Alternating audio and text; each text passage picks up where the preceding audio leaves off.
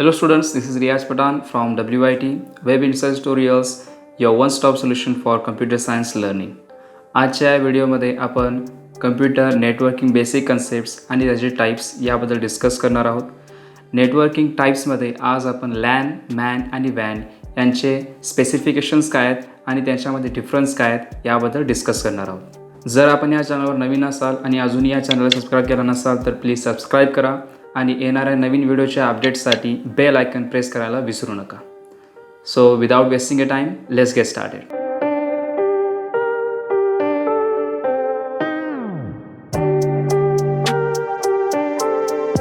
What is the definition of networking?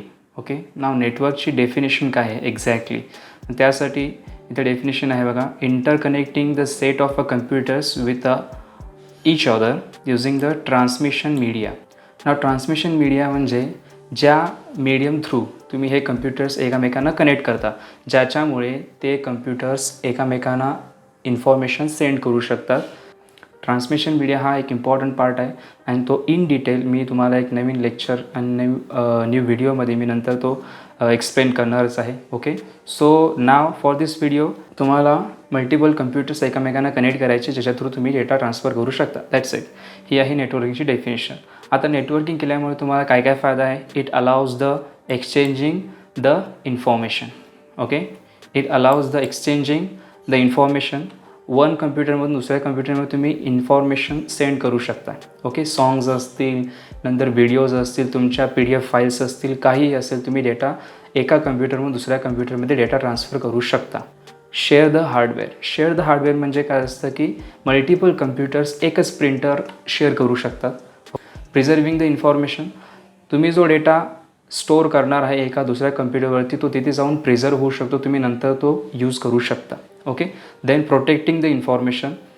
That means तुम्ही preserve केलेला आहे तो तुम्ही नंतरही यूज करू शकता. ओके, तो एका कम्प्युटरमधून जर डिलीट झाला तर दुसऱ्या कम्प्युटरवर तुम्ही तो इझिली ॲक्सेस करू शकता.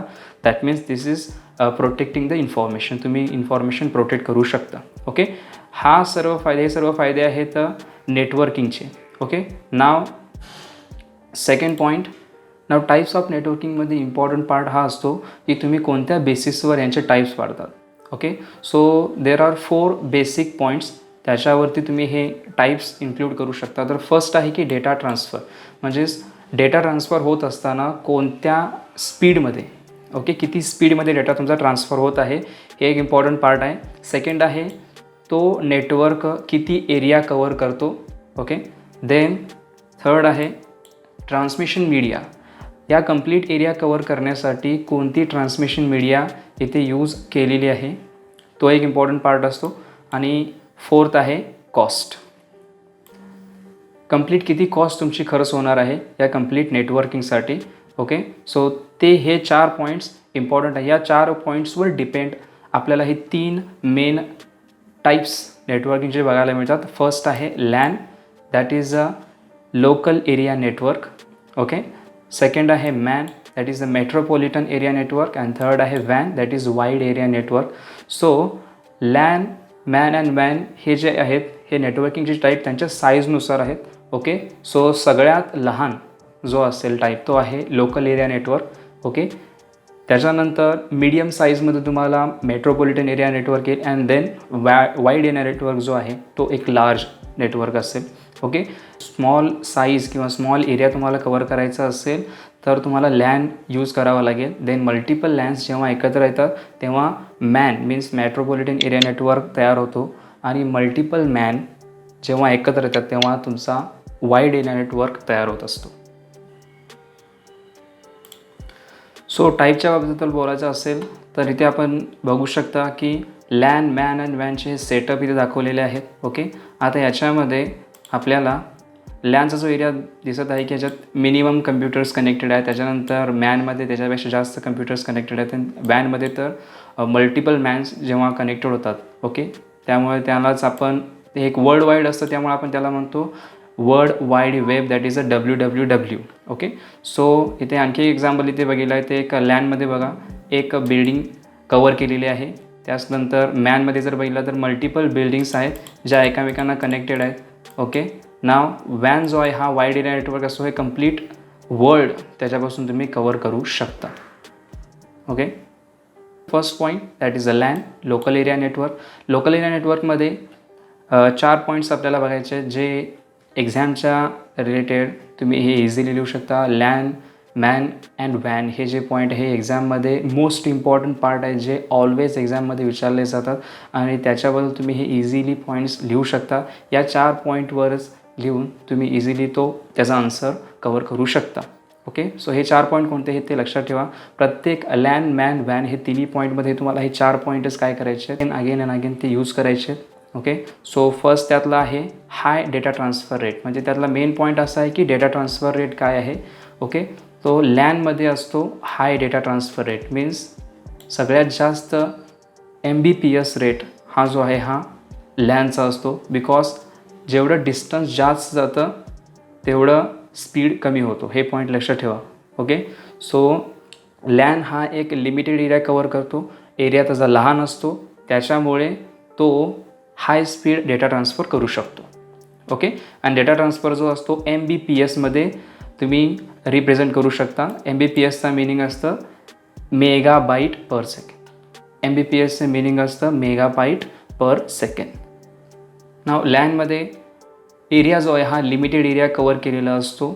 सो तुम्ही एखाद्या बिल्डिंगमध्ये किंवा एखादा कंप्लीट डिपार्टमेंट लॅनने कनेक्ट करू शकता. तुम्ही गेमिंगमध्ये बघू शकता की मल्टिपल गेम्स कॅफे जे असतात जे एकामेकांना कनेक्टेड असतात कम्प्युटर्स, ज्याच्या थ्रू तुम्ही गेम्स शेअर करत असता. ओके, खूप चांगलं एक्झाम्पल आहे लॅनसाठीचं. ओके, सो सेकंड पॉईंट आहे ट्रान्समिशन मीडिया. त्यासाठी कोणकोणते ट्रान्समिशन मीडिया यूज केलेले आहेत, तर लॅनमध्ये basically twisted pair cable use केली जाते आणि त्याचबरोबर कोएक्सेल केबल पण यूज केली जाते फॉर हाय ट्रान्समिशन रेट. आणि फायबर ऑप्टिक्स, आता तर फायबर ऑप्टिक्स खूप यूज केली जाते बिकॉज फायबर ऑप्टिक्समध्ये डेटा जो आहे हा लाईटच्या वेने ट्रान्सफर केला जातो किंवा लाईटच्या फॉर्ममध्ये ट्रान्सफर केला जातो, त्यामुळेच तो फास्ट ट्रान्सफर होतो. सो लॅनमध्ये twisted pair cable, coaxial cable and fibre optics cable हे तिन्ही यूज केले जात असतात. पण मिनिमम कॉस्ट तुम्हाला करायची असेल तर कोॲक्सेल केबल आणि फायबर ऑप्टिक्स केबल तुम्ही यूज करू शकत नाही बिकॉज त्यांची कॉस्ट खूप जास्त असते. सो मिनिमम कॉस्टमध्ये जर तुम्हाला ट्रान्समिशन करायचं असेल तर तुम्हाला ट्विस्टेड पेअर केबल यूज करावी लागेल. देन याचा कॉस्ट लो असतो बिकॉज ह्याचा एकच पॉईंट असा आहे की ह्याच्यात मिनिमम कम्प्युटर्स कनेक्टेड आहेत, केबल्स तुम्हाला कमी यूज करावे लागतील, त्यामुळे कॉस्ट ही खूप कमी आहे. आपला सेकंड टाईप असेल मेट्रोपॉलिटन एरिया नेटवर्क. ओके, म्हणजेच मॅन. आता मेट्रोपॉलिटन एरिया नेटवर्कमध्ये डेटा ट्रान्सफर रेट हा जो आहे हा लोकल एरिया नेटवर्कपेक्षा जास्त बट वॅनपेक्षा कमी. हे पॉईंट तुम्ही लक्षात ठेवा. ओके, तो मॉडरेट असेल. ओके, म्हणजे लॅनपेक्षा जास्त असेल आणि वॅनपेक्षा कमी असणार आहे. देन एरिया जो आहे हा कमी कवर होतो, म्हणजेच काय मॉडरेट एरिया जो आहे हा कवर केला जातो. म्हणजेच एक एंटायर सिटीमध्ये तुम्ही हा डेटा ट्रान्सफर करू शकता. म्हणजेच मल्टिपल कॉलेजेस, मल्टिपल युनिव्हर्सिटीज ज्या एका सिटीमध्ये आहेत त्या सगळ्या एकामेकांना कनेक्ट होऊ शकतात with the help of a MAN. Then third point असेल ट्रान्समिशन मीडिया तुम्ही कोणता यूज करणार. जसं मी सांगितलं की ट्विस्टेड पेअर केबल हे लॅनसाठी चांगलं आहे, पण जेव्हा तुम्ही एका कम्प्युटर डिपार्टमेंटपासून दुसऱ्या कॉलेजच्या कम्प्युटर डिपार्टमेंटला जर फॉर एक्झाम्पल तुम्ही कनेक्ट करत असाल तर त्यावेळेला तुम्हाला ट्विस्टेड पेअर केबल यूज करून चालणार नाही बिकॉज डेटा ट्रान्सफरसाठी हे खूप रिस्की होतं. त्यासाठी तुम्हाला कोॲक्सेल केबल यूज करावे लागेल. कोॲक्सेल केबलचं एक बेस्ट एक्झाम्पल आहे तुमच्या घरामध्ये जी केबल असते TVची केबल. ओके, त्यामध्ये जी केबल यूज केली जाते ती असते कोॲक्सेल केबल. ओके, किंवा टेलिफोन वायर्स असतील त्यामध्ये कोॲक्सेल केबल असते. त्यामुळे ही कोॲक्सेल केबल डेटा ट्रान्सफरसाठी खूप चांगली आहे, म्हणजे त्याच्यामध्ये डेटा लॉसचा तुम्हाला काही प्रॉब्लेम येणार नाही. त्याच्यानंतर कॉस्ट जी आहे ही मॉडरेट कॉस्ट असते.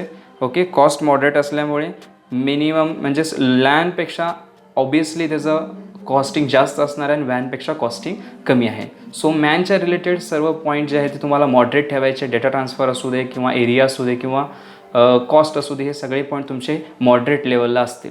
आता थर्ड पॉईंट जर बघायचं असेल तर तो आहे वॅन. वॅनचं मिनिंग आहे वाईड एरिया नेटवर्क. जसं मी सांगितलं की जेवढं तुमचा डिस्टन्स वाढणार आहे तेवढंच तुमचा स्पीड कमी येणार आहे. सो लार्ज एरिया कवर केला जातो हे एक इम्पॉर्टंट पार्ट आहे. वाईड एरिया नेटवर्कमध्ये कंप्लीट एक कंट्री तो दुसऱ्या कंट्रीला तुम्ही डेटा ट्रान्सफर करू शकता. म्हणजे खूप large area, most of the large area तुम्ही ते कव्हर करू शकता. देन ट्रान्समिशन मीडिया इथे बघा, ट्विस्टेड पेअर केबल तुम्ही यूज करू शकत नाही बिकॉज प्रॉब्लेमॅटिक आहे. इथे बघा ट्रान्समिशन मीडियासाठी तुम्ही एका तिथल्या इथे जवळ एरिया असेल तर तुम्ही ट्विस्टेड पेअर यूज करा, कोएक्सेल करा. But most of the time fibre ऑप्टिक्सच यूज केलं जातं ट्रान्समिशन मीडिया म्हणून वॅनमध्ये. ओके, सो हे पॉईंट लक्षात ठेवा की फायबर ऑप्टिक केबल हे मोस्ट इम्पॉर्टंट आहेत आणि मोस्ट प्रोबॅबली यूज केल्या जातात वॅनसाठी.